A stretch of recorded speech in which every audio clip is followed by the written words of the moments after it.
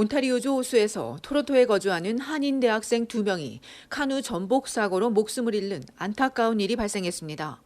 사고는 지난 일요일 오전 10시 20분경 알곤킨 공원 인근에 위치한 무스레이크에서 발생했습니다. 할리버튼 하일랜드 경찰에 따르면 이날 3명이 카누를 타던 중 배가 전복되면서 호수에 빠졌고 이 중 1명은 호숫가로 빠져나올 수 있었지만 2명은 빠져나오지 못했습니다. 해당 지역 경찰이 수색대와 구조대 등을 상대로 정확한 사고 원인을 조사하고 있습니다. 이와 관련해 주 토론토 총경사관의 김종길 경찰영사는 피해 가족을 위해 검시국 확인이나 장례 운구 절차에 대해 필요한 도움을 지원하고 있다고 전했습니다. 이어 너무 안타까운 상황이라며 한인 사회는 물론 특히 유학생들은 더욱더 각별히 주의해야 한다고 강조했습니다. 총경사관에 따르면 캐나다에서 카누는 대표적인 수상 스포츠로 많은 사람들이 즐기지만 그만큼 안전사고도 자주 발생합니다. 특히 구명조끼 등 안전장구를 착용하지 않은 경우도 드물지 않아 사망사고로 이어질 수 있습니다. 이에 수상 스포츠를 즐길 때는 반드시 안전장구를 착용하고 안전요원의 주의사항을 준수해야 한다고 당부했습니다. 카누와 관련된 사망사고는 지난달에도 있었습니다. 지난달 중순 알곤킨 파크에 있는 호수에서 3명이 카누를 타던 중 급류에 배가 뒤집혀 3명 모두 물에 빠졌으며 당시 2명은 구조됐으나 30대 남성 1명은 끝내 숨졌습니다. 숨진 이 남성은 32살의 생 낸시로 사고 당시 구명조끼를 입고 있었습니다.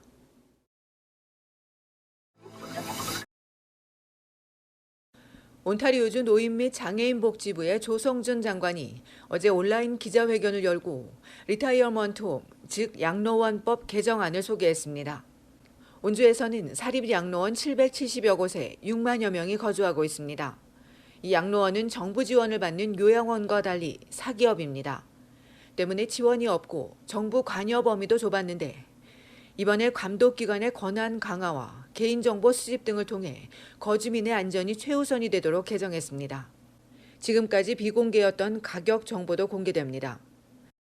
리타이엄 홈에 들어갈 때 얼마가 드는지 그 가격이 다 나와서 그 집마다 다 다르니까 또 내가 얼마 내면 어떤 서비스를 받을 수 있고 그 양로원이 어디에 있는지 그런 것을 미리 다 알게끔 3차 독해를 남겨둔 양로원법 개정안은 내년부터 발효될 것으로 조 장관 측은 예상했습니다.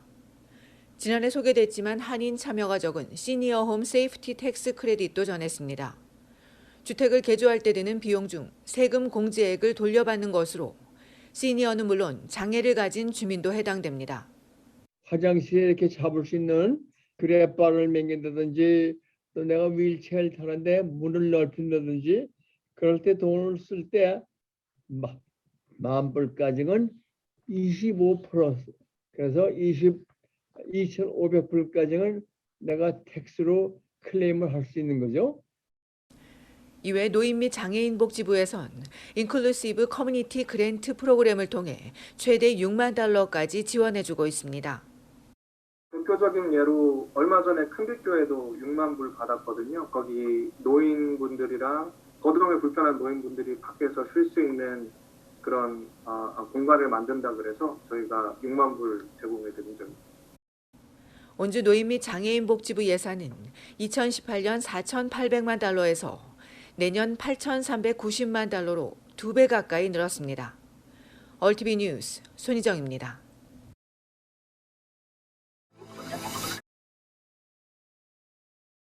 연말 쇼핑 시즌을 앞두고 벌써부터 소포 절도에 대한 불안이 늘고 있습니다.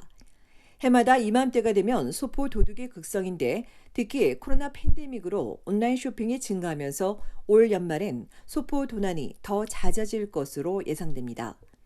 주로 단독주택이 집중 타깃이 되며 이른바 현관 해적으로 불리는데 코로나 바이러스 감염 위험을 줄이기 위해 비대면 택배가 늘면서 이를 악용하는 사례도 나오고 있습니다. 이에 집주인들이 카메라나 비디오 도어벨을 설치하고 있지만 워낙 순식간에 벌어지기 때문에 실제로 도난을 막기는 어려운 것으로 조사됐습니다.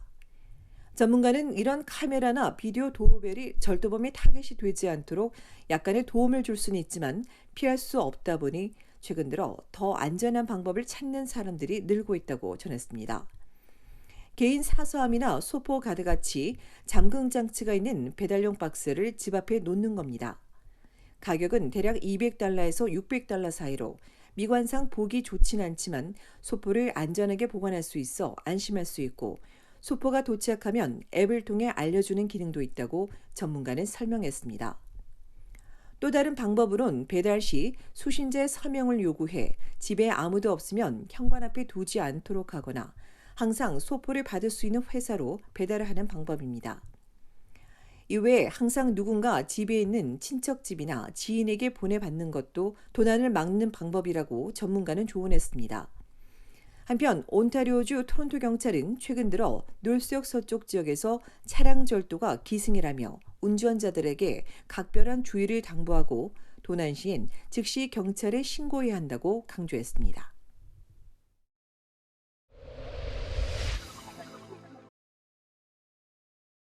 온타리오주 토론토 경찰이 10대 소녀를 차에 태우려 한 운전자를 추적하고 있다며 용의 차량이 담긴 이미지를 공개했습니다.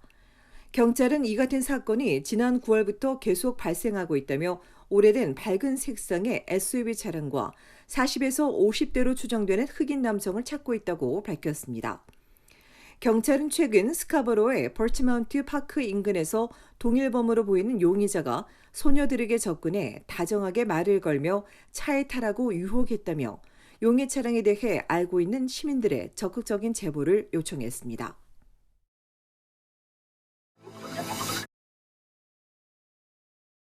브리티시 콜롬비아주 밴쿠버에 지난 주말 토네이도가 덮쳤습니다. 지난 토요일 시속 90에서 110km의 강풍을 동반한 비가 조지아와 UBC 대학 캠퍼스에 상륙해 나무들이 쓰러지고 일부 시설과 차량이 파손됐으며 전력 공급이 중단되기도 했습니다. 이를 조사해온 환경성은 어제 이 비바람이 토네이도였다며 공항 근처에서 목격된 물기둥처럼 규모가 큰 용오름은 극히 드물다고 밝혔습니다.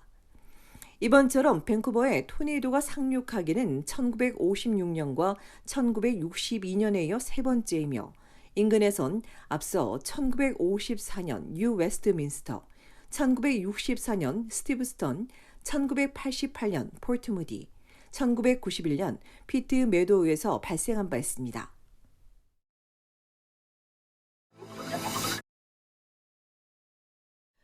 온타리오주 필지역 보건당국이 결혼식 참석 하객들에게 즉시 코로나19 검사를 받아야 한다고 발표했습니다. 당국은 지난달 29일 미시사가의 아폴로 컨벤션 센터에서 열린 결혼식에서 코로나 바이러스가 확산됐다며 이 결혼식에 참석한 하객 중 백신 부분 접종자나 미접종자는 즉시 검사받고 결과가 나올 때까지 자가 격리하며 검사를 받지 않으려면 20일 동안 자가 격리할 것을 권고했습니다. 백신 접종 완료하고 의심 증상이 나타나지 않는 참석자는 검사 결과가 나올 때까지 격리하지 않아도 되지만 만일을 대비해 마스크를 착용하고 거리 두기를 지키며 타인과의 접촉을 최소로 줄여야 한다고 당국은 덧붙였습니다.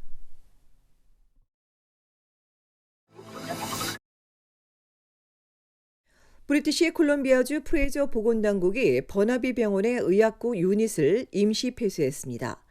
이곳 환자 2명이 코로나에 감염되자 당국은 감염 경로와 밀접 접촉자 등을 역학 조사하는 한편 신규 진료와 입원을 중단하고 소독 등을 진행하고 있다고 전했습니다. 이곳을 제외한 버나비 응급실과 다른 병동은 환자를 받거나 치료를 해주는 등 운영을 이어가고 있습니다. 이 밖에 버나비에 있는 리도 은퇴자 주택에서도 2명 이상이 감염돼 아웃브레이크가 선언됐습니다. 이런 가운데 BC주에선 어제까지 지난 주말 사흘 동안 1,438명의 신규 환자가 나오고 17명이 추가 사망했습니다. 일 평균 환자는 500명 아래로 내려갔으며 병원 입원 환자와 위중증 환자도 다소 줄었습니다.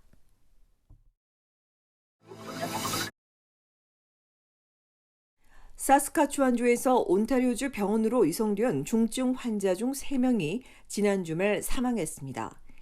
이 중 1명은 리자이나 병원 응급실에 근무한 48세의 닥터 요세프 알 베가미 씨로 2주 전쯤 온주 병원으로 옮겨져 치료를 받던 중 지난 주말 사망한 것으로 알려져 가족과 지인들의 애도가 이어지고 있습니다.